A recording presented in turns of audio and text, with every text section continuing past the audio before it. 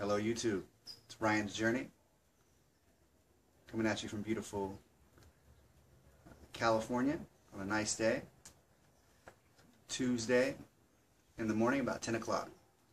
I'm going to talk about a few things today. I'm going to talk about numbers, some good numbers this week, talk about my birthday weekend that just ended last weekend, and also going to talk a little bit about some changes that anybody can make, whether you had surgery or not, that could lead to success. Changes I've made that I think some people that haven't had surgery can still do these same things and have success at some level. So first I'll get right into numbers. The numbers, my height weight on November 18th, 2013 was 326. My surgery weight was 294. That was February 24th, 2014. Last week I weighed in at 215.6. This week, as of this morning, I weighed at 210.4. So that's a great loss this week of 5.2. Like I mentioned in my last video, there is some hydration and some water fluctuations. Because this was my birthday weekend, I had friends coming up. A couple come hang with us for the weekend. You know, there was some more drinking involved. I think I still ate decent. So did a little exercise, went golfing also. So good stuff. So I'll take that loss and hopefully I can keep grinding through that. My total loss since the start of my journey is 115.6. Since surgery, 83.6. So great losses. I'm completely happy with where I'm at so far. So cool. Yeah. So hydration. This is an issue, a topic that we all, I think we all struggle with to an extent, because it's about finding time to get liquids in, and also you have to have time for food, and you really don't want to eat and drink at the same time. You're better giving yourself 30 to 45 minutes probably before each meal or drink. So, and then you got to live life, you got to work, you got to do things. So that's a big issue. I know my hydration is a little bit lower, and that's probably a big reason for the bigger loss this week.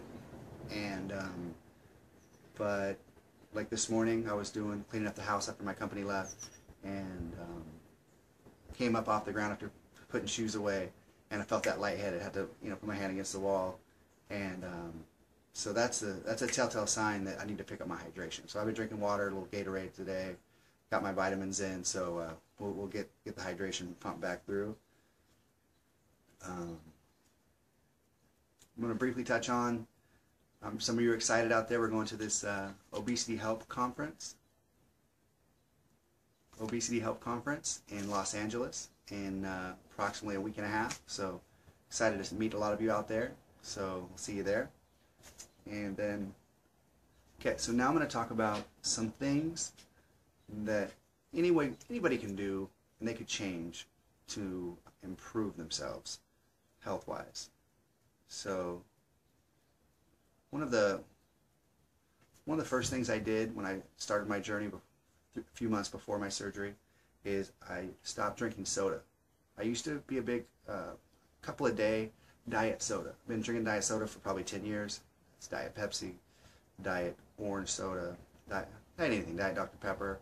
It was something I ate. I always had to drink with my meals, which is another one that I'm getting to here in a bit.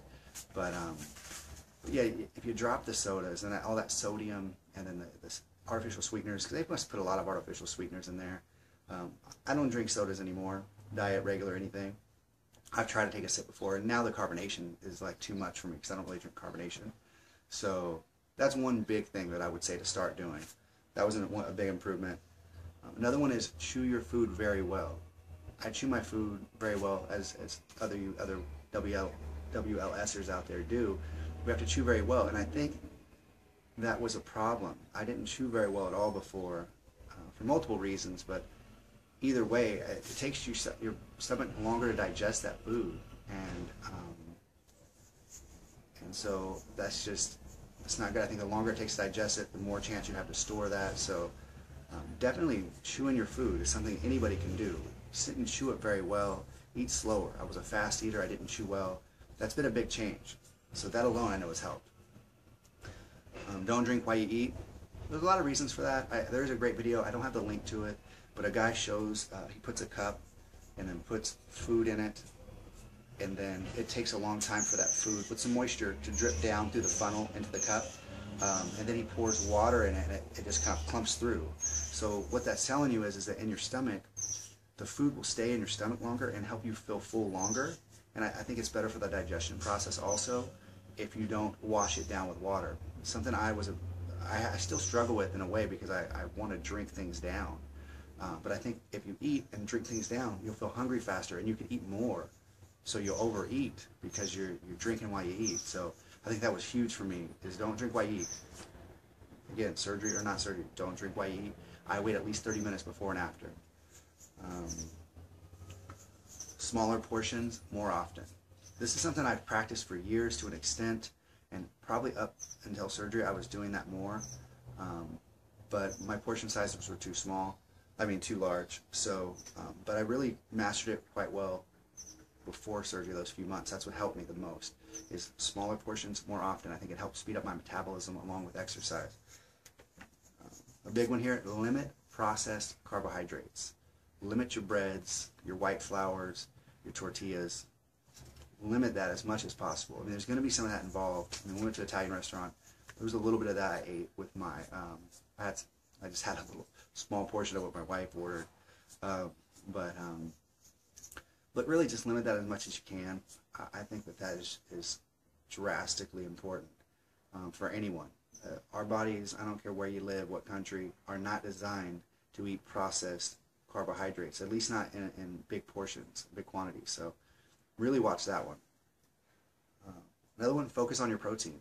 Protein is going to help you feel full longer. It's going to be more of a fuel for your body, and it definitely is going to help you.